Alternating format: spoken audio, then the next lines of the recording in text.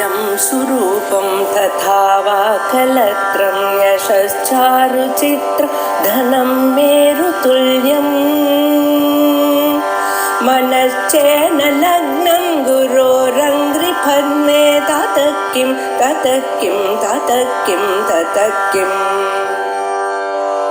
कलत्रं धनं पुत्रपौत्रादि सर्वं गृहं बान्धवा सर्वमेतद्विजातम्। ओम आप्यायन्तु ममाङ्गानि वाक्प्राणचक्षुश्रोत्रमतो बलमिन्द्रियाणि च सर्वाणि सर्वं ब्रह्मोपनिषदं माहं ब्रह्म निराकुर्यां ममा ब्रह्म निराकरोत् अनिराकरणमस्त्वनिराकरणं मे तु तदात्मनि निरतेय उपनिषत्सु धर्माः ते मयि सन्तु ओम शांति शांति शांति। முக்திகோபனிஷத்துல ஆஞ்சநேய சுவாமிக்கு ஸ்ரீ ராமச்சந்திரமூர்த்தியினால சொல்லப்பட்ட 108 உபனிஷத்துகளில் 17 உபனிஷத்துகள் சந்நியாச உபனிஷத்துகள் என்று கருதப்படுகிறது. உபனிஷத் பிரம்மேந்திர யோகி அவர்கள் செய்த பாஷ்யத்தின் மூலமாக அவர்தான் 108 உபனிஷத்துக்கும் கமெண்ட்ரி எழுதினார்.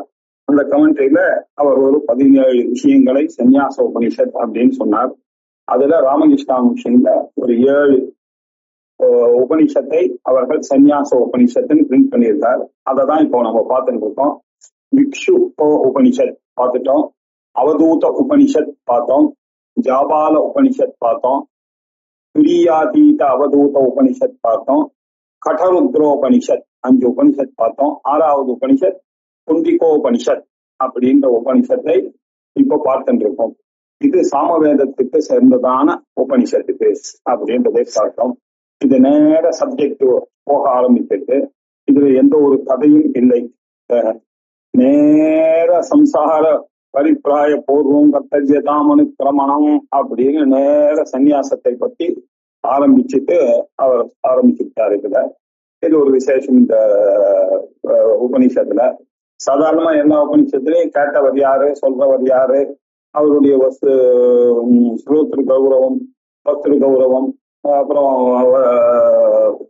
இவரு கௌரவம், பக்திரு கௌரவம் எல்லாம் பண்ண வேண்டியது. இங்க அந்த நேர உபனிஷத்து மாதிரி நேர விஷயத்துக்கு போகுது. கேனேஷி தம்பதி பிரேஷி தம்மனஹா அப்படின்னு ஆரம்பிச்சது எத்தனை உபனிஷத்து. அதே மாதிரியே இதுவும் ஆரம்பிச்சது. ஆனா கெஸ் பண்ணலாம் இது ஒரு குருவானவர் உபதேசம் பண்ணிக்கிறார் ஒரு சிஷ்யனுக்கு அப்படின்ற அளவுல சொல்லலாம். அதுல 12 மந்திரமானது நம்ம பார்த்து கொண்டிருந்தோம். சித்த சுத்தியர்த்தம் பிரணவாதி மகா வாக்கியானாம் ஆவர்த்தனம் அப்படின்னு ஆரம்பிக்கிற டாபிக்ல இப்ப இருக்கோம். அதுல என்ன நடந்ததுன்னா 2 விதமான சன்னியாசிகள் நம்ம சன்னியாசம் இருக்கு. ஒரு சன்னியாசி யாரு அப்படின்னா விவிதிஷா சன்னியாசி அப்படின்னு சொல்றோம். விவிதிஷா அப்படின்னா வேதிக்கும் இச்சா, எனக்கு பிரம்மத்தை பற்றி ஜீவ பிரம்ம ஐக்கியத்தை பற்றி அறிந்து அதன் வழியே நான் நடக்க வேண்டும் அப்படின்னு ஆசைப்பட்டு இல்லையா. இங்க கிரகஸ்தாசிரமத்துல இருந்து கொண்டு வேதாந்தத்தை பிராக்டிஸ் பண்றதுன்றது ரொம்ப கஷ்டம். மனைவி மக்கள் குழந்தைங்களோட இருந்து பண்றது கஷ்டம். அதனால இது எல்லாத்தையும் விட்டுட்டு ஒரு குருவை நாடி அல்லது பிரம்மச்சரியாக இருக்கும் பொழுதே எனக்கு இந்த கல்யாணங்கள்லாம் வேண்டாம் அப்படின்னு சொல்லி ஒரு குருவை நாடி ஒரு சந்நியாசத்தை எடுத்துக்கொண்டு அதற்கு பிறகு வேதாந்தத்தை படிப்பது இல்லையா. அப்படி போகக்கூடியவர்கள் விவிதிஷா சன்னியாசி அப்படின்னு அர்த்தம். இந்த சன்னியாசத்திலேயே இருந்து நல்லா எப்பொழுதுமே வெறும் பிரணவ ஜபம் மகா வாக்கிய மரணத்தையே பண்ணிக்கொண்டு அப்படியே அங்கேயும் எனாதபடி எங்கும் பிரிந்து கொண்டே இருக்கக்கூடியவர்கள் வித்வத் சன்னியாசிகள்.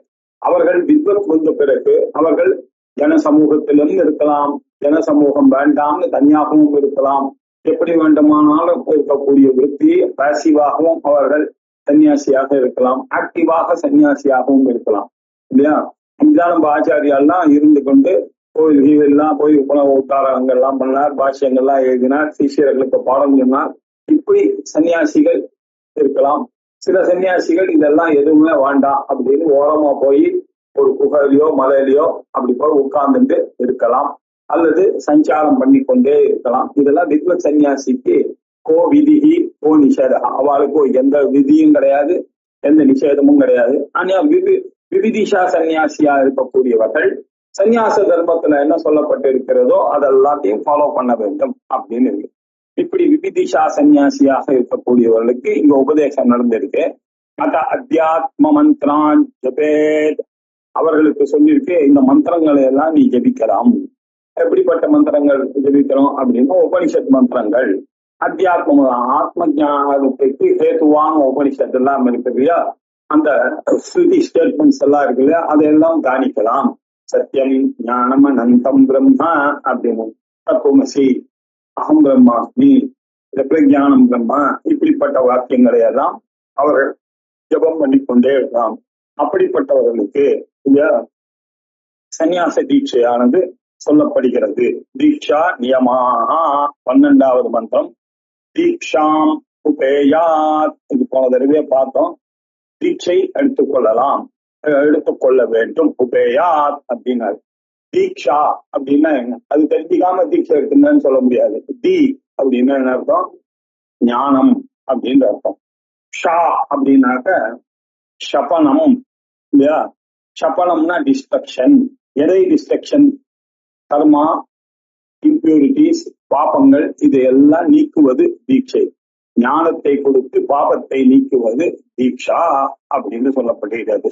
இப்படி இந்த தீட்சையை, இந்த தீட்சைகள் பலவிதமாக இருக்கு. சாக்த தீட்சை அப்படின்னு இருக்கு, சைவ தீட்சை அப்படின்னு இருக்கு. குருக்கள் முதலிய சிவாச்சாரியார்கள்லாம் அவர்கள்லாம் பரம்பரையாக எப்படி இருக்கக்கூடியவர்கள்னா ஆகமத்துல சொன்ன மாதிரி அவர்கள் வாழக்கூடியவர்கள். அவர்கள் சிவமந்திரத்தை எடுத்துட்டு சிவதீட்சை அப்படின்னு சொல்லி எடுத்துட்டு, அப்படிப்பட்டவர்கள் தான் சிவனை தொட்டு பூஜிக்க முடியும் அப்படின்றதுனால அவர்கள்லாம் அப்படி பண்ணுகிறார்கள். சில பேர் நவாவரணாதி பூஜைகள்லாம் பண்ண வேண்டும், அம்பாள் பூஜை பண்ண வேண்டும் அப்படின்னு இருக்கக்கூடியவர்கள் ஸ்ரீவித்யா தீட்சை அல்லது சாக்த தீட்சை அப்படின்றதை எடுத்துக்கொள்கிறார்கள்.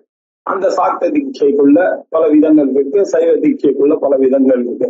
மந்திர தீட்சை இல்லையா, ஸ்பர்ஷ தீட்சை, சாம்பவி தீட்சை அப்படின்னு பல விதங்கள்லாம் இருக்கு. இப்படி ஏதாவது ஒரு தீட்சை இங்கே சொல்லப்பட்டிருக்கிற தீட்சை என்ன, அவளுக்கு அது சொல்லப்பட்டிருக்கு. சன்னியாசிக்கு விதிஷா சந்நியாசம் வாங்கி கொண்டு போக வேண்டும், அல்லது நன்றாக படித்து விட்டு வித்வத் சன்னியாசிக்கு சௌகரியமாக இருக்க வேண்டும் என்று எடுத்துக்கொள்வதற்காக எடுக்கக்கூடிய சன்னியாசம் இருக்கு. இப்படி இவர்கள் சந்நியாச தீட்சையை எடுத்துக்கொள்ள வேண்டும், சன்னியாசியாக வேண்டும்.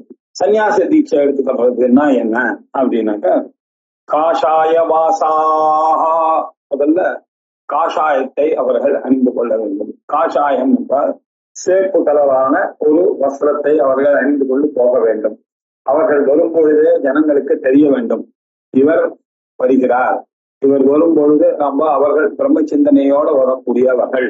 அவர்கள் எதிர்க்க நம்ம பேசி அந்த சிரித்து இழுத்து பேசி அப்படியெல்லாம் பண்ணக்கூடாது அப்படின்னு அவளுக்கு ஒரு இண்டிகேஷனை கொடுப்பதற்காக அவருக்கு வசதா ட்ரெஸ் நியமங்கள் கிடையாது. ஆனால் லோக சௌகரியத்துக்காக இதை இப்ப வைத்துக் கொண்டு போனார்களானா கொஞ்சம் ஜாகிரதையா இருப்பாங்க இல்லையா. இவர் போன உடனே பண்ணுவாங்க, எல்லாரும் தப்பு காரியம் பண்ணா கூட பயப்படுவார்கள். அப்படி ஒரு அடையாளமாக இருக்க வேண்டும் என்பதற்காக காஷாய வஸ்திரத்தை எடுத்துக்கொள்கிறார். ஆக்கர்கலோட இருக்கக்கூடிய வஸ்திரத்தை தரித்துக் கொள்ள வேண்டும். அதற்கு பிறகு சந்நியாசம் எடுத்துக்கொண்ட பிறகு அவர்களுக்கு கப்ஷோபஸ்தலோமானி, அவளுக்கு சில நியமங்கள்லாம் இருக்கு. இப்படி சந்நியாசம் எடுத்துக்கொள்வது அப்படின்னா, குருவானவர் அவளுக்கு இந்த காஷாய வஸ்திரத்தை கொடுத்துடுவார். கொடுத்து அவரை குளத்திலேயோ ஜலத்திலேயோ மூழ்க வைப்பார். மூழ்க வைத்து அவர்கள் போட்டுக்கொண்டு இருக்கக்கூடிய தசை அப்படியே எடுத்துட்டு ஆன உடனே இந்த ஆக்கர் கொடுத்து அவளை வெளிக்கொண்டு வருவார். வெளிக்கொண்டு வந்து அவருக்கு மகா வாக்கிய உபதேசங்கள்லாம் பண்ணுவார். அவருக்கு புது நாமா இனிமேல் கொடுத்தாச்சு, பழைய நாமாக்கள்லாம் போயிடும். இப்படி புது நாமத்தை ஸ்வீகரித்து கொண்டிருப்பார்கள். அந்தந்த மலத்தை அந்தந்த ஆச்சாரியர்களுடைய குரு பரம்பரையான குரு மண்டலத்துல போய் இவர்கள் சேருகிறார்கள் அர்த்தம், தீட்சை வாங்கின உடனே. இப்படி இருக்கக்கூடிய சன்னியாசிகளுக்கு சில நியமங்களை எல்லா உபனிஷத்தும் பார்த்துட்டு இருக்கோம். அதே மாதிரி சாமவேதியமாக இருக்கக்கூடிய குண்டிகோ உபனிஷத்துலையும் சில நியமங்கள் சொல்லுகிறது. அது என்ன, கக்ஷோபஸ்தலோமானி வஜ்ஜயே அப்படின்னு சொல்லியிருக்கு. அப்படின்னு சொன்னா என்ன அர்த்தம், கட்சத்துல இருக்கக்கூடிய லோமா, அதுக்கு மேல இருக்கக்கூடிய லோமா, இது எல்லாத்தையும் எடுத்துடுங்க. தெரிகிற இடத்துல இருக்கக்கூடிய ரோமங்களை எல்லாம் எடுத்து விடுங்கள் கட்சத்திலையும், ஏன்னா ஊர்துவாக்குவாக போகிறார் அப்படின்றதுனால அந்த லோமங்களையும், முகத்துல இருக்கக்கூடிய தலையில இருக்கக்கூடிய ரோமங்களை எல்லாம் நீங்கள் ஷவரம் பண்ணலாம் அப்படின்னு அர்த்தம் இல்லையா. பெரிய ரோமங்களை ஷவரம் பண்ண வேண்டும் அப்படின்ற அர்த்தம் இல்லையா. அது எப்படி பண்ணணும் அப்படின்னா ஒவ்வொருத்துக்கு நியமங்கள் அவளுக்கு இருக்கு. பௌர்ணமிக்கு பௌர்ணமி தான் அவளால க்ஷவரம் பண்ண முடியும், பாக்கி நாள்ல க்ஷவரம் பண்ணக்கூடாது அப்படின்னு இருக்கு. அதுக்கப்புறம் ஊர்துவபாஹு பாஹு விமுக்த மார்கோ பவதி அப்படின்னாரு. அது என்ன? அது ஊர்துவபாஹு அப்படின்னாக்கா கையை தூக்கிட்டு போறதுன்ற அர்த்தம். அது என்ன விமுக்த மார்க்கம்? அதுதான் முக்திக்கு மார்க்கமாக இருக்கக்கூடிய வழியில போகணும்னு சொல்றது. அது என்ன ஸ்பெஷல் மீனிங். அது பிராச்சி உதயச்சி புறப்புறகே, அவர்கள் சன்னியாசம் வாங்கி கிழக்கு முகமாகவோ இல்லையா வடக்கு முகமாகவோ சன்னியாசத்தை பெற்றுவிட்டு அங்கிருந்து எல்லாவற்றையும் விட்டு விட்டு கிளம்ப வேண்டும். கிழக்கு முகமாகவோ வடக்கு முகமாகவோ கிளம்பி செல்ல வேண்டும். அந்த திசையில போகணும் அப்படின்னு அதுக்கப்புறம் திரும்பிக்கலாம். அது போகும்போது நியமமாக அப்படி போக வேண்டும் அர்த்தம். அனிகேதஸ்டரே அப்படின்னாரு. அனிகேதா, நிகேதம்னா ஒரு ரெசிடென்ஸ், ஒரு அட்ரஸ். அவருக்கு அட்ரஸே கிடையாது அப்படின்னு எப்படி சொல்றது? ஒரு ஸ்ருதியானது என்ன சொல்றது?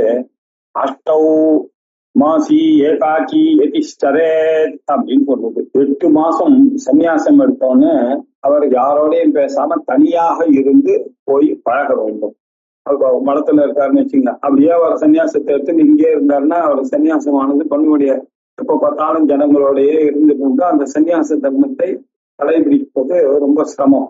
அதனால சன்னியாசிகளுக்கு என்ன சொல்றது ஸ்ருதி அப்படின்னா, ஒரு 8 மாசம் தனியா அவர்கள் எங்கேயாவது போய் கஷ்டப்படணும் இல்லையா. அப்பதான் உடம்பு அந்த சன்னியாசத்துக்கு செட் ஆகும். அவளுக்கு எங்கேயோ போய் உட்காரணும், எங்கேயோ கிடைக்கிறத சாப்பிடணும், அப்படின்னு நடந்தே போகணும். இப்படி எல்லாம் அவஸ்தப்பட்டுதான் மென்டல் கண்ட்ரோல் எடுத்துன்னு வந்து நல்ல சன்னியாசியாக உருவாக முடியும் அப்படின்னு சொல்லியிருக்கேன். ஆனா இங்க எடுத்து என்ன சொல்றீங்க? அனிகேதஸ்டரே அப்படின்னு சொல்லியிருக்கேன். அப்படின்னா அவளுக்குன்னு ஒரு பர்சனல் ரெசிடென்ஸ் வராமல் போய்கொண்டே இருக்க வேண்டும். எவ்வளவு நாள் போய்கொண்டே இருக்க வேண்டும்னு ஒரு சந்தேகம் வரும். அதனால பாஷ்யம் எழுதும்போது உபனிஷத் பூமேந்திரன் என்ன எழுதியிருக்கார்?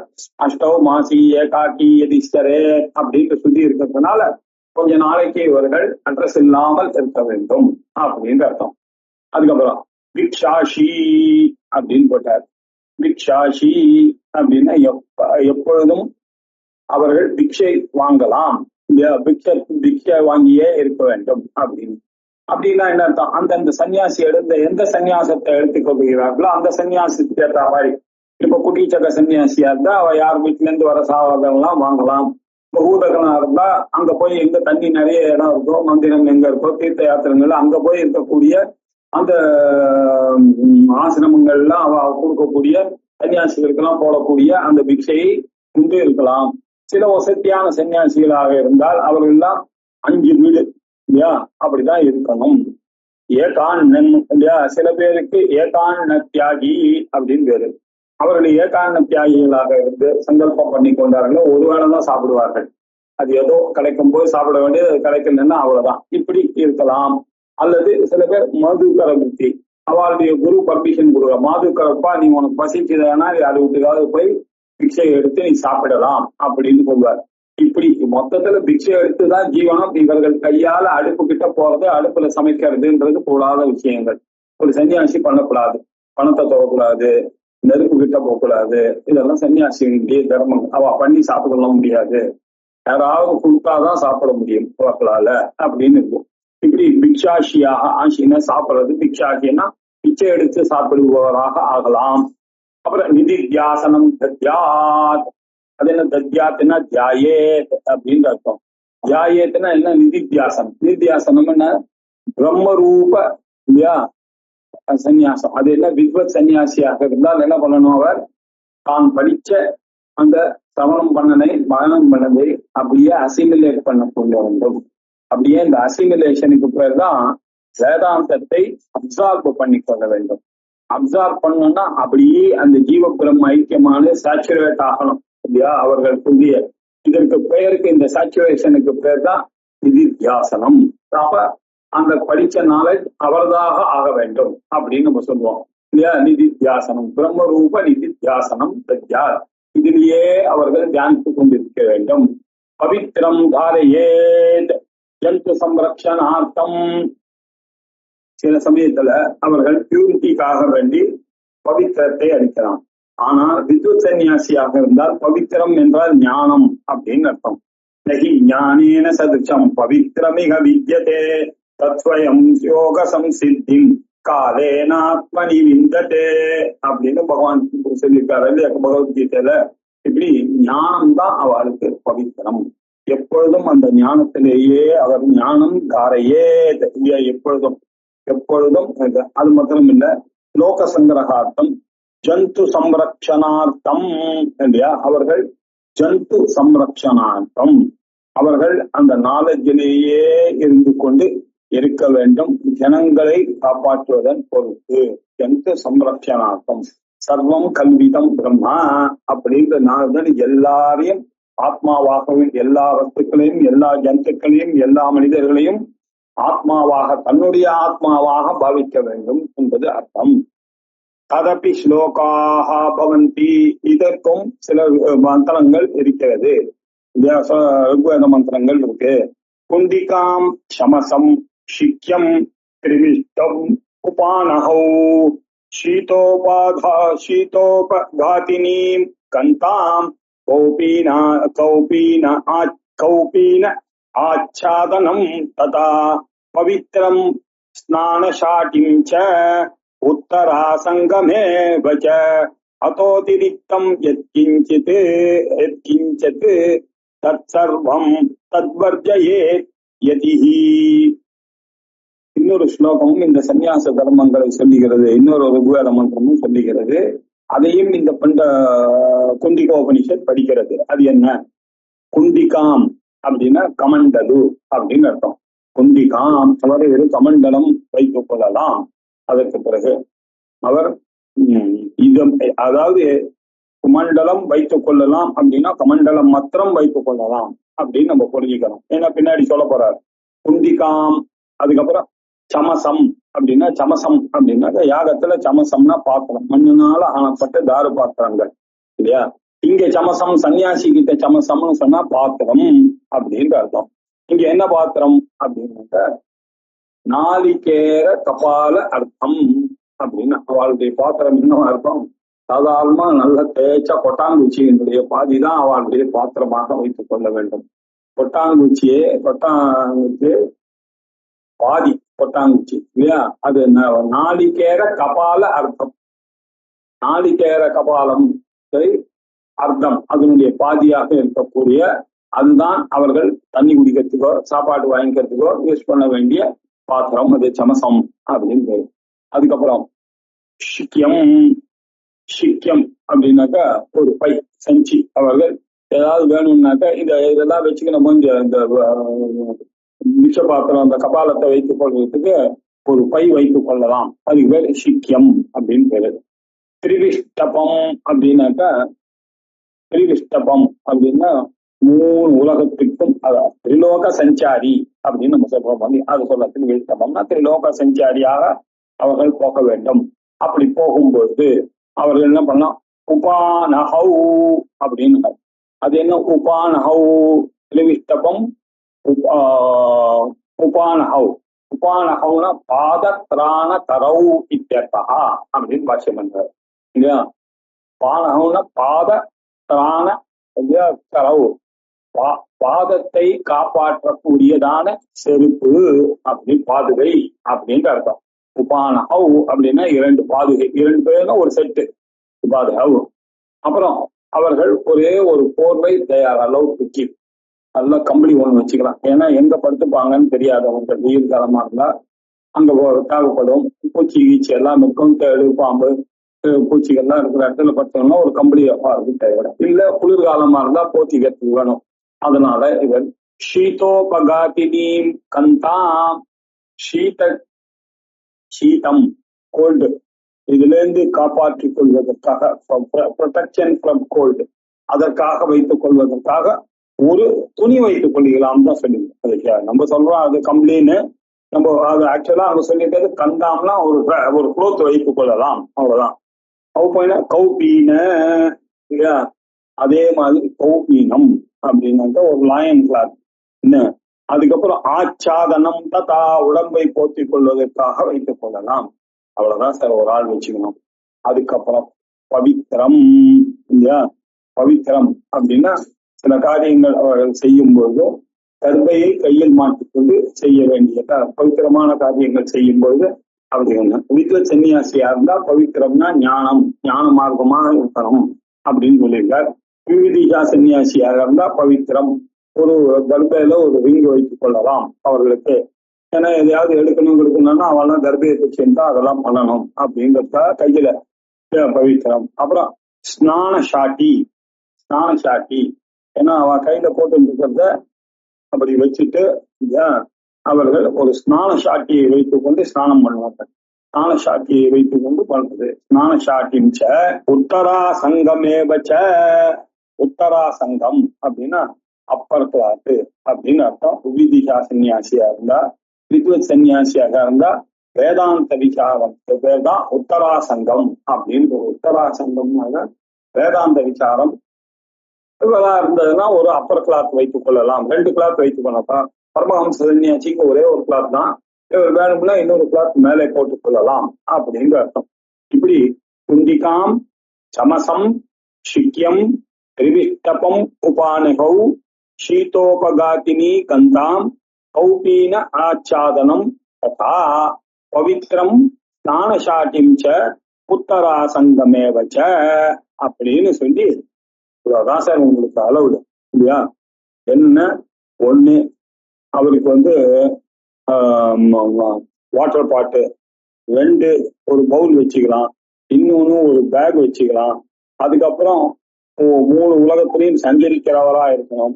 அப்புறம் ஒரு பாதுகை வச்சுக்கலாம். அப்புறம் கோல்டுல இருந்து வரத்துக்கு ஒரு துணி வைத்துக் கொள்ளலாம் 6. அப்புறம் கௌபீனம் வச்சுக்கலாம். அதுக்கப்புறம் பவித்திரம் வச்சுக்கலாம். அதுக்கப்புறம் ஸ்நான சாட்டி வச்சுக்கலாம். உத்தராசங்கமம் இந்த 10 தான் சார். இதை தவிர எதையும் ஒரு சன்னியாசியானவர் வைத்துக் கொள்ளக்கூடாது. 10னா 10 தான். 2 கோமணம், 2 ஸ்நான சாட்டி, 2 உத்தராங்க சங்கம் அதெல்லாம் வச்சுக் கொள்ள முடியாது. இதை தவிர அவர் எதையும் ஓன் பண்ணக்கூடாது. இவ்வளவுதான் அவருடைய சொத்து. இப்படி அதஹா அதிரிக்தம் இல்லையா? இதை தவிர எதையும் வைத்துக் கொள்ளக்கூடாது அப்படின்னு சொல்றது. அதஹா இதை தவிர அதிரிக்தம் எத்கிஞ்சது எதுவா இருந்தாலும் இதை தவிர அவர் வைத்துக் கொள்ளக்கூடாது. சார் இது சொல்லப்படவே இல்லையா சார், ஒரு கூட சொல்லப்படவே இல்லையா சார் அப்படின்னு கேட்காதீங்க. இதை தவிர இந்த 10 தவிர எதையுமே அவர் வைத்துக் கொள்ளக்கூடாது இல்லையா? கிஞ்ச சர்வம் எதையும் வைத்துக் சர்வம் தத் வர்ஜயே யதி. எதுவாக இருந்தாலும் இது எதீஸ்வரன்ற பேர் இருந்தது, ஆனால் அவர்கள் இதை நீக்கியே ஆக வேண்டும் அப்படின்னு ஸ்ருதியானது வர்ஜயேத் அப்படின்னு சொல்லியிருக்கு. இதெல்லாம் இதை தவிர எதையும் அவர்கள் வைத்துக் கொள்ளக்கூடாது. இந்த தவிர ஒரு அசித்தியானவர் shall abandon all other things, all other possessions except குண்டிகாம் சமசம் சிக்கியம். இப்ப சொன்னதை தவிர பாக்கி எல்லாத்தையும் அபேண்டன் பண்றதுதான் நியாயம் அப்படின்னு சொல்லுவோம். சரி, இப்படி இருக்கக்கூடியவர் எங்க வாசம் பண்ணலாம் அப்படின்னு சொல்லி, நதி புலின ஷாயி ஸ்யாதே தேவகாராஷு தேவ ஆகாரேஷு காஹ்யதா நாத்யர்த்தம் சுகதுக்காப்யாம் ஷரீரம் உபதாபயேத். நதி புலின ஷாயி ரிவர் பேக், நதி புலின இல்லையா? அவர் எங்க படுத்துக்கலாம் அப்படின்னு கேட்டீங்கன்னா, எங்கேயாவது ரிவர் இருந்ததுன்னா ரிவருடைய பேங்க்ல அவர்களுக்கு அவர்களுக்கு தான் அங்க நதி புலின ஷாயி அங்க படுத்துக்கலாம். இதுதான் அங்கதான் அவளுக்கு படுத்துக்கொள்ள சார். இல்ல அப்படி நதியே இல்லை சார், நான் போற இடத்துல மாட்டின்னு இருக்கேன் நானு அப்படின்னா, தேவாக ஆகாரேஷு பாஹ்யதா. இந்த நகை தேவ ஆகாரத்துக்கு வெளியில இல்லையா? நீங்க உள்ள கம்ஃபர்டபுளா போய் படுத்தக்கூடாது. தேவர்கள் இருக்கக்கூடிய அந்த பிரசிங்ஸுக்குள்ள அந்த டெம்பிளுக்குள்ள நீங்க எங்கேயாவது வெளியில சாமி இல்லாத இடத்துல அப்படி போய் கையை வச்சுன்னு படுத்துக்கலாம். தேவாகாரேஷு பாக்கியதா, தேவ கோயிலுக்குள்ள பாக்கியதா இல்ல வெளியாக இருக்கக்கூடிய இடத்துல எங்க வேணாலும் படுத்துக்கலாம். நாத்தியர்த்தம் சுகதுக்காபியாம் சரீரம் உபபாதையேத். இந்த சரீரம் ந உபபாதையேத். He should not subject to சுகம் துக்கம். எக்ஸசிவ் சுகத்துக்கு ஆசைப்பட்டும் ஒரு இடத்துல படுத்துக்க கூடாது, ஐயோ துக்கத்துக்கு பயந்தோம் அந்த இடத்துல படுத்துக்காம இருக்கக்கூடாது. இது ரெண்டுத்தையும் பொறுத்து கொண்டு ஒரு இடத்தை செலக்ட் பண்ணி அவர்கள் தூங்க வேண்டும். இதுதான் சந்நியாச நியமம். நதி புலின ஷாயி சியாதே தேவ ஆகாரேஷு பாஹ்யதா நாத்யர்த்தம் சுகதுக்காபியாம் ஷரீரம் உபதாபயேத். இல்லையா, இந்த பாடியானது அனாவசியமாக பிளஷருக்கும் பெயினுக்கும் உரித்தாதாக ஆக்காமல் பார்த்து கொள்ள வேண்டியது அவளுடைய கடமை. உபபாதைய அப்படின்னு சொல்லிட்டு அதனால ஜாகிரதையா இருக்க வேண்டும். அது மாத்திரம் இல்ல, ஸ்நானம் பானம் ததா சௌச்சம் அத்பிஷ்பூதாபிராச்சரேத் தூயமானோ ந துஷ்யேத நிந்ததோ ந ஷபேத் பரான். எப்பொழுதும் அவர் ஸ்நானம் பானம் இல்லையா சௌச்சம், எப்பொழுதும் ஸ்நானத்துக்கு நல்ல நீர்நிலைக்கு போய் அங்கதான் அவ ஸ்நானம். நீர்நிலையை நாடி ஸ்நானம் பண்றதுதான் நியாயம். நீர்நிலையை நாடி அங்க போய் குடிக்கிறது தான் அவளுடைய நியாயம். அங்க கண்ட இடத்துல குடிக்கப்படாது தண்ணி. ததா சௌச்சம் இல்லையா, அவ பியூரிஃபை பண்றதெல்லாம் நீர்நிலைகளை தான் பண்ணணும். வீட்டுக்குள்ள போறது, டாய்லெட்டுக்குள்ள போறது, அங்க போய் குடிக்கிறது இப்படியெல்லாம் கிடையாது. வாழ்க்கை வெளியிலேயே தான் அவர்களுடைய வாழ்க்கை இருக்கணும். சௌச்சம் அத்பிஹி பூதாபிராச்சரே, நல்ல கிளீன் வாட்டர்ல இருந்து கொண்டுதான் குடிக்கிறதோ குடிக்கிறதோ கிளீன் பண்றதோ இது எல்லாத்தையும் பண்ணிக்கொள்ள வேண்டும். தூயமானோ ந துஷ்யேத. நீங்கள் போகும்பொழுது சில பேர் உங்களை பரீட்சிப்பாங்க, எப்படி இருக்கா பாருங்க சார், அப்படி கால் போன போக்குல போற அந்த இடத்துல நம்ம எல்லாம் உட்காரத்துக்கே பயப்படுவோம். அந்த தேடு பாம்பு எறும்பு எல்லாம் வரத்துக்கான சான்ஸ் இருக்கு. ஆனா அவர் தைரியமா பண்றாரு. நீங்க தான் உண்மையான சுவாமின்னு உங்களுக்கு 4 பேர் நமஸ்காரம் பண்ணுவான். அப்படி நமஸ்காரம் பண்ணாலும் அதனால அவர் மயங்கவே கூடக்கூடாது. தூயமானஹா ந துஷ்யேதே. ஐயோ இப்படி எல்லாம் என் மேல இந்த ஜனங்கள் ஆசையா இருக்கிறார்களே, அவளை பார்த்தாலே எனக்கு சந்தோஷம் அப்படின்னா சன்னியாசி சொல்லக்கூடாது. எனக்கு உங்களை கண்டா பிடிக்கும், எனக்கு உங்களை பார்த்ததுல ரொம்ப சந்தோஷம் அப்படி எல்லாம் பேசினா ஒரு அர்த்தம். இன்னும் சன்னியாசம் அவள அப்படின்னு அர்த்தம். அவருக்கு ரொம்ப பிடிக்கும் இல்லையா, அவருக்கு ரொம்ப பிடிக்கும், அதனாலதான் அவருக்கு பிச்சைக்கு நாங்க வாங்கி போறேன். புடலங்காய் ரொம்ப பிடிக்கும் அவருக்கு, அவருக்கு பீர்க்கங்காய் பிடிக்கும், அதனால வாங்கி போறேன்னு சொல்றதெல்லாம் சன்னியாசிக்கு இருக்கு. அதெல்லாம் பிடிக்கும் பிடிக்காதுலாம் அவர் சொன்னா அவர் சன்னியாசி இல்லை.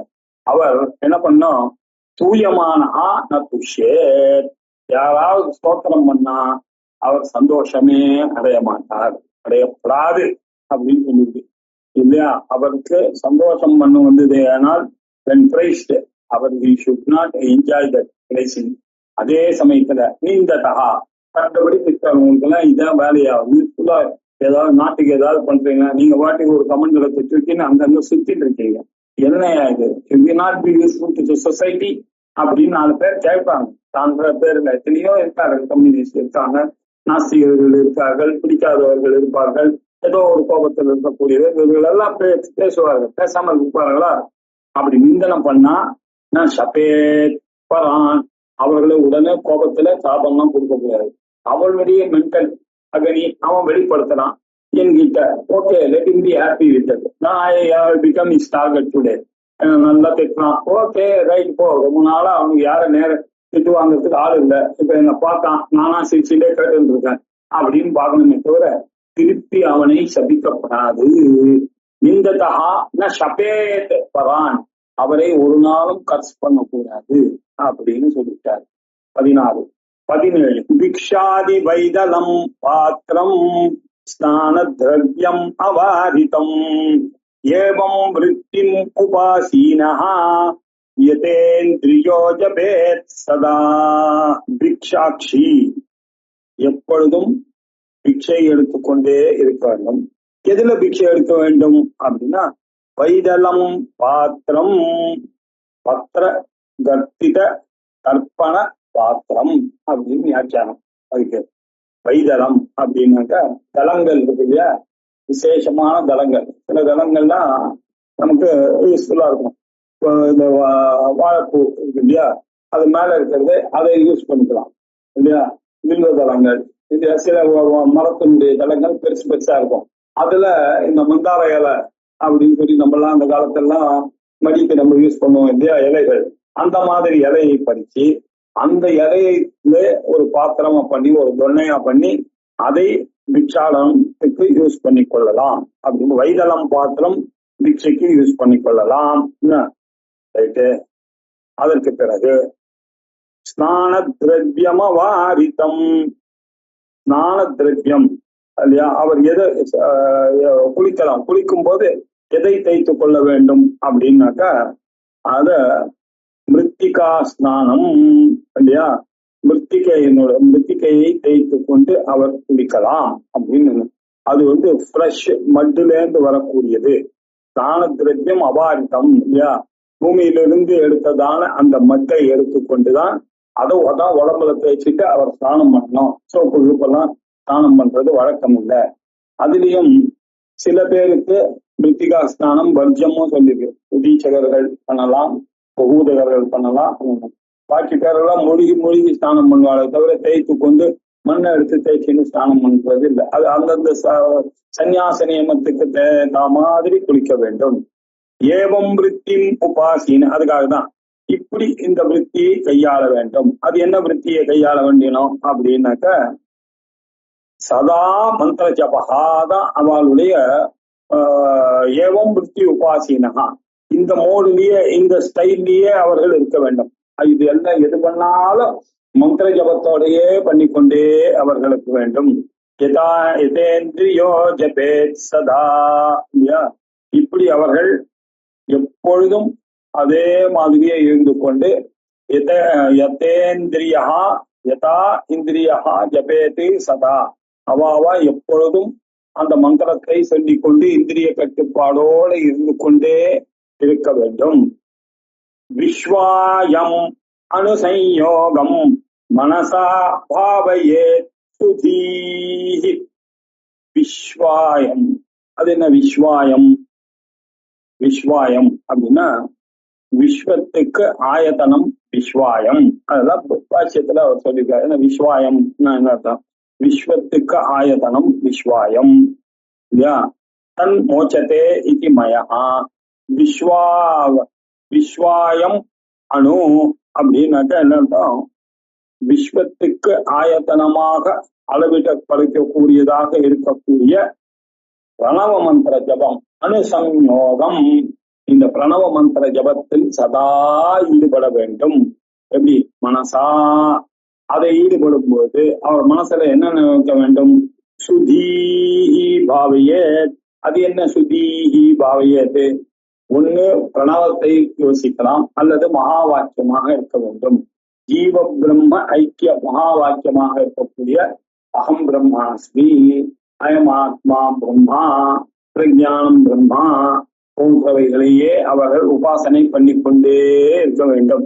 சர்வம் கல்விதம் பிரம்மா அப்படின்னு பிரசாந்த உபாசித சர்வம் யதயம் ஆத்மா.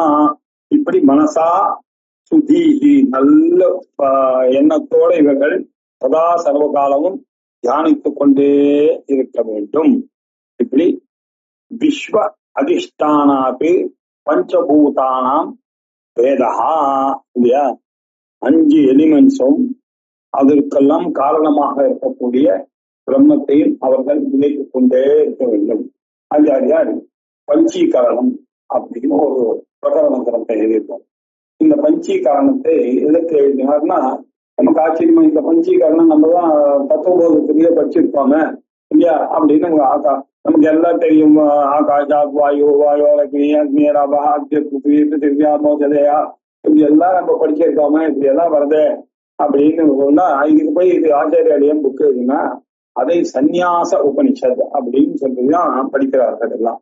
அதுக்கு ரொம்ப விசேஷமாக சுரேஸ்வராச்சாரியார் வார்த்தைகள் எழுதினார். என்ன விசேஷம் அப்படின்னா, அந்த 5 எலிமெண்டாக சர்வம் கல்விதம் பிரம்மா என்று சன்னியாசிகள் தியானிக்க வேண்டும் இல்லையா. இதெல்லாம் அவர்கள் தியானிக்கும் பொழுது அவர்கள் ஆகாசத்திலிருந்து வாயு வந்தது, வாயுலேருந்து அக்னி வந்தது, அக்னியிலேருந்து ஜலம் வந்தது, ஜலத்திலிருந்து பிருத்திவி வந்தது அப்படின்னு தியானம் பண்ணி திருப்பி அவரோப்பணம் மூலமாக அவ எப்படி தியானம் பண்ணணும், பிருத்திவியிலிருந்து போய் அங்க லயமாகுது, ஜலத்துல லயமாகுது, ஜலமானது அக்னியில லயமாகுது, அக்னியானது வாயுல லயமாகுது, வாயுவானது ஆகாசத்துல போய் லயமாகுது. இந்த எல்லா பூஜைகளும் லயமானவனும் பிரம்மத்துல போய் ஒதுங்கிறது. இப்படின்ற அந்த வசதியான ஒரு உபாசனையும் சொல்லக்கூடியது அந்த பஞ்சீகரணம் எனக்கூடிய கிரந்தம். அதை மனசுல வச்சுட்டு இங்க சொல்றது, விஸ்வ அதிஷ்டானாது பஞ்சபூதானாம் வேதா. இந்த விஸ்வத்துக்கெல்லாம் அதிஷ்டானமாக இருக்கக்கூடிய 5 எலிமெண்ட்ஸனுடைய அந்த டிஃபரன்சஸ் எல்லாம் சொல்லுகிறது. ஆகாஷாத் வாயு, வாயோர் ஜோதிஹி, ஜோதிஹி ஜோதிஷஹா ஆபஹ அத்ய பிருத்திவி. ஆகாசத்திலிருந்து வாயு, ஆகாஷாத் பஞ்சமி, ஆகாசத்திலிருந்து வாயு உண்டாச்சு. வாயுலிருந்து ஜோதிஹி, ஜோதிஷ் உண்டாச்சு. ஜோதிஷஹா, ஜோதிஷிலிருந்து ஆபஹா, ஜலம் உண்டாச்சு. அத்யஹா, ஜலத்திலிருந்து பிருத்திவி உண்டாச்சு.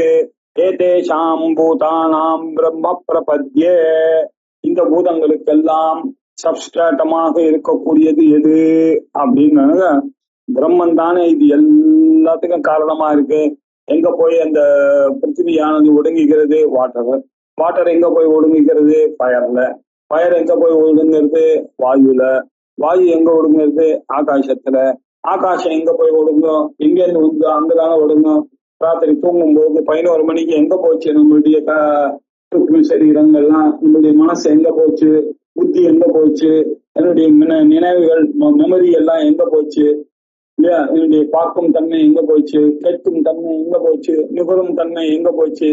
எல்லாம் ராத்திரி 11 மணிக்கு ஏதோ ஒரு இடத்துல போய் ஒடுங்கிட்டு, ஸ்தூல சரீரம் சூக்ஷ்ம சரீரத்துல ஒடுங்கிட்டு, சூக்ஷ்ம சரீரமானது காரண சரீரத்துல போய் ராத்திரி தூங்கும் போது ஒடுங்கிட்டு, திருப்பி எங்கேருந்து வந்தது? காத்தால 4 மணிக்கு எழுந்த உடனே நான் எல்லாம் வந்துட்டு என் வீடு அப்படின்னு தெரியுது, நான் யாருன்னு தெரியுது, நான் நேற்று படிச்ச புக்கினுடைய கடைசி வரி கூட ஞாபகம் இருக்கு, எல்லாம் திருப்பி வந்துட்டு. எங்க போச்சு? எங்க வந்தது? எங்க போச்சா அங்கேருந்தான் வந்தது, இல்லையா? எங்க போச்சா அங்கதான் வந்தது. எங்க வந்தது? எங்கேருந்து வந்தது? எங்க போச்சா அங்கேருந்து வந்தது. எங்க போச்சு? எங்கேருந்து வருமோ அந்த இடத்துக்கு தான் போகும். அது அப்படின்னா என்ன அர்த்தம்? அப்படின்னா காரண சரீரத்துல போய் ஒடுங்கிருக்கு அப்படின்ற அர்த்தம், இல்லையா? அதே மாதிரி இந்த பஞ்சபூதங்கள்லாம் எங்க போய் ஒடுங்கிட்டு? நம்ம பிரம்மத்துல போய் ஒடுங்கிட்டு. அப்படிப்பட்ட அந்த பிரம்மத்தை நான் சரண பிரம்ம பிரபத்தியே பிரபத்தி பண்ண, I take refuge in that Brahman அப்படின்னு சன்னியாசி சதா சர்வகாலம். எப்படிப்பட்ட பிரம்மன் அது? அஜரம், இல்லையா? ஒரு நாளும் மாறாத, இம்மார்டலாக இருக்கக்கூடியது, அப்புறம் இம்யூட்டபிளா இருக்கக்கூடியதாக இருக்கக்கூடிய அஜரம். ஜரா அப்படின்னா சேஞ்ச், வாழ்க்கையில மூப்புன்னா என்ன? இந்திரியங்கள்லாம் பழுதடைகிறது. இந்த பழுதடைதல், மாறுதல் என்பது இல்லாமல் இருக்கக்கூடியதுக்கு பேர் அஜரம். அமரம், இல்லாதது, மரணம் அல்லது அமிர்தமான இருக்கக்கூடிய நிலை. அக்ஷரம், இல்லையா? கொஞ்சம் பெரிசாகாததான ஒரு நிலை. இந்த நிலையில இருக்கக்கூடிய அந்த பிரம்ம சத்தியம். ஞானமனந்தம் பிரம்ம, விஜயானமானந்தம் பிரம்ம, சாந்தம் சிவம் சதுர்த்தம் மன்யந்தே சாத்மா சவிஜ்ஞேயா அப்படின்னு சொல்லக்கூடிய அந்த பிரம்மத்தை நான் புகலிடமாக கருதி அங்கே நான் சரணடைகிறேன் அப்படின்னு நினைத்துக் கொள்ள வேண்டும். சன்னியாசியானவர் இப்படிதான் தியானம் பண்ண வேண்டும். எல்லா யூனிவர்ஸும் தன்னில் அடக்கம், ஆத்மாவில் அடங்கிவிடுத்து என்று நினைக்க வேண்டும். எங்கிட்ட இருந்தா காத்தால இதெல்லாம் வந்தது. ராத்திரி எல்லாம் என்ன ஆச்சு? 11 மணிக்கு நான் கண்ணம் அசந்துட்டா ஒரு நதிக்கரையில நான் தூங்கும் போதோ அல்லது ஒரு கோவில்ல தூங்கும் போதோ எல்லாம் என்னோடு சேர்ந்துட்டு, காத்தால எழுந்த உடனே எல்லாம் எங்கிட்டே வந்தது என்று நினைக்க வேண்டும் ஒரு சன்னியாசி அப்படின்னாரு. இப்படி எதேஹே சுவானுபாவ பிரகடனம், இப்படியாக தன்னுடைய பிரபாவத்தை அந்த யதியானவர் எப்படி எக்ஸ்பிரஸ் பண்ணுவார் அப்படின்னு ஒரு யதியனுடைய எக்ஸ்பீரியன்ஸ் என்ன அப்படின்னு விசேஷமாக இது சொல்லுகிறது. யதேஹே சுவானுபாவ பிரகடனம் மை அகண்ட சுகாம் போதௌ பகுதா விஸ்வபீஜயः உற்பத்யந்தே விலீயந்தே மாயா மாருத விப்ரமாத். சொன்ன மாதிரி என்னுடைய நேச்சர் பிரம்மமானது நேச்சர். இதிலிருந்துதான் எப்படி ஒரு கடல்ல இருந்து அலைகள் உண்டாச்சோ, குமிழ் உண்டாச்சோ, நுரை உண்டாச்சோ, எல்லாம் என்ன தண்ணியை தவிர வேறு இல்லை. ஆனா இதெல்லாம் தனித்தனியா அப்படி நமக்கு காணப்படுகிறது. அலைகள் அப்படிங்கிறது, அலைகளை எழுதி பார்த்தா என்ன இருக்கும்? வாட்டர் தானே இருக்கும். என்ன சார் அலைகள்? குமிழ் வருதே சார், குமிழ் எடுத்துக்காமீங்க பார்த்தா அதுவும் வாட்டர் தான். நுரை அப்படின்னு நுரை எடுத்து பார்த்தா வாட்டர் தான். இதெல்லாம் வேற வேற வேற வேற பேர்ல இதெல்லாம் இருக்கிறது. எல்லாம் எங்க போய் எங்கேருந்து உண்டாச்சு? உற்பத்தியத்தே எங்கேருந்து? குதா தண்ணி. எங்க விலீயந்தே குத்திர தண்ணி. அதே மாதிரிதான் சார் எல்லா அகண்ட இந்த உலகம் எல்லாமே எங்கிட்டேருந்து உண்டாகிறது தான் இந்த ஆக்சுவலா இது எல்லாருக்கும் பொருந்தக்கூடியது. ஆனா சன்னியாசி இதை விசேஷமாக தியானம் பண்ண நம்மளுக்கும் இதேதான் விஷயம்.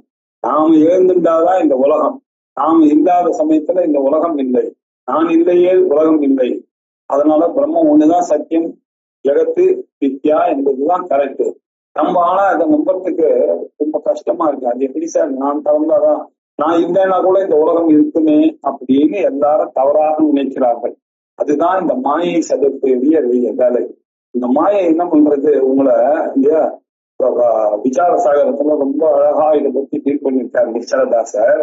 அவர் என்ன சொல்றார், உங்களுக்கு கனவுல நீங்க பண்ணும்போது பாத்தீங்களே ஒரு 1000 யானைகள் உண்டான மாதிரி பாத்தீங்களே, அந்த 1000 சட்டுன்னு உங்க கண்ணுக்கு தெரிஞ்சது. ஆனா நீங்க அந்த என்ன பாத்தீங்க தெரியுமா? அதுக்கும் ஒரு வீடு இருக்கு, அதுக்கெல்லாம் ஒரு அப்பா அம்மா இருக்கா, அது 2 அப்படிதான் குழந்தை பெற்று அது போய் வயிற்றுல அம்மா வயிற்றுல இருந்து அது ஒரு வருஷம் பொறுத்துதான் பிறந்து இப்படிதான் அந்த 100 பிறந்திருக்கணும். ஆனா இதெல்லாம் தெரியறதா அவங்களுக்கு? யூ டேக் ஃபார் கிராண்டட் இல்லையா? அது என்ன கனவுல எல்லா மாயே இதுவும் மாயே. அதே மாதிரிதான் வேக்கிங்கையும் நம்ம என்ன நினைக்கிறோம், நான் இருந்தாதான் இந்த தாத்தால இருந்தா நான் தூங்கின உடனே இந்த உலகமே இல்லாம போயிடுமா? அது எப்படி சார் இல்லாம போகும்? எத்தனை பேர் கிளப்புக்கு போறான், எத்தனை பேர் மெட்ரோல போய் டிராவல் பண்றான், எத்தனை பேர் பஸ்ல போறான், எத்தனை பேர் லாரி ஓட்டிட்டு இருக்கான், என்ன சார் சொல்றீங்க அப்படின்னு நமக்கு புரியல. இதுதான் மாயை. இதை புரிஞ்சுக்கிறதுக்கு நீங்க ட்ரை பண்ணாதான் வேதாந்தம் உங்களுக்கு புரியும். நீங்கள் தூங்கின உடனே இந்த உலகம் இல்லை. நீங்கள் காலையில பார்த்த உடனே இந்த உலகம் வந்துடுது. கனவுல எப்படி 100 யானையை அவன் பார்த்தது வந்ததோ அது உண்மையா? கனவுல அப்படித்தானே இருந்தது. ஆனா ட்ரீமருக்கு அது உண்மைமா தோணித்து. உங்களுக்கு வேக்கருக்கு அது என்ன சார் அசடுது? அந்த 100 யானையை பார்த்தான், அது எப்படி சார் 100 யானை எங்கேருந்து வரும், எப்படி புள்ள பெப்பா, எப்படிப்பா பார்த்தோம் அப்படின்னு நம்ம இங்க கேட்கலாம் இல்லையா? அதே மாதிரி அது அந்த இவனுக்கு புரியல. அதே மாதிரி நமக்கு இப்ப புரியல. அந்த பாரமார்த்திக சத்தைக்கு நம்ம போயிட்டா வியாபாரிக சத்தையில இருந்து பார்க்கும்போது பாதிபாசிக சத்தையில நடக்கக்கூடியதெல்லாம் நமக்கு தமாஷா இருக்கு.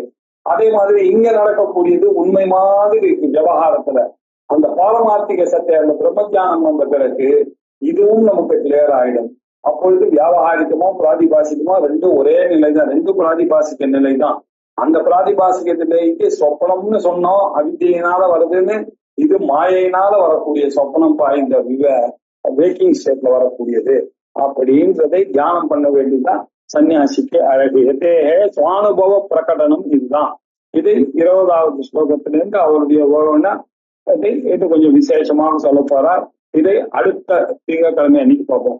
ஓம் பூர்ணமத பூர்ணமிதம் பூர்ணாத் பூர்ணமுதச்யதே பூர்ணஸ்ய பூர்ணமாதாய பூர்ணமே அவசிஷ்யதே. ஓம் சாந்தி சாந்தி சாந்தி. ஹரி ஓம். ஸ்ரீ குருப்யோ நமஹ. ஹரி ஓம்.